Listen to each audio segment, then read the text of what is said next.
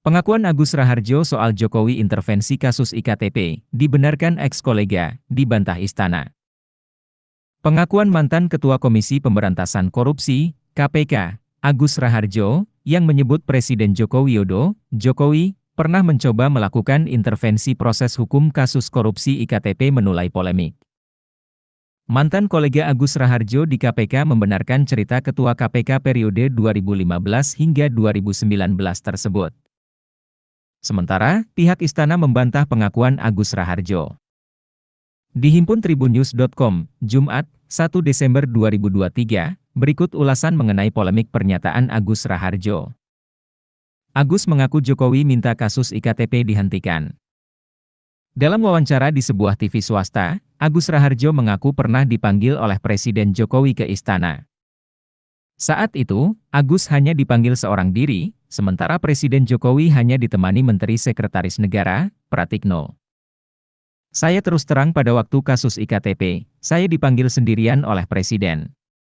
Presiden pada waktu itu ditemani oleh Pak Pratikno. Jadi, saya heran, biasanya manggil, pimpinan KPK, berlima ini kok sendirian. Dan dipanggilnya juga bukan lewat ruang wartawan, tapi lewat masjid kecil, ujarnya. Agus melanjutkan, saat bertemu dan belum sempat duduk, Jokowi tampak marah dan berteriak agar kasus IKTP yang melibatkan Setia Novanto dihentikan. Kala itu, Setia Novanto menjabat sebagai Ketua DPR. Itu di sana begitu saya masuk Presiden sudah marah, menginginkan, karena begitu saya masuk beliau sudah teriak, hentikan. Kan saya heran yang dihentikan apanya. Setelah saya duduk saya baru tahu kalau yang suruh dihentikan itu adalah kasusnya Pak Setnov. Ketua DPR waktu itu mempunyai kasus IKTP supaya tidak diteruskan, jelas Agus.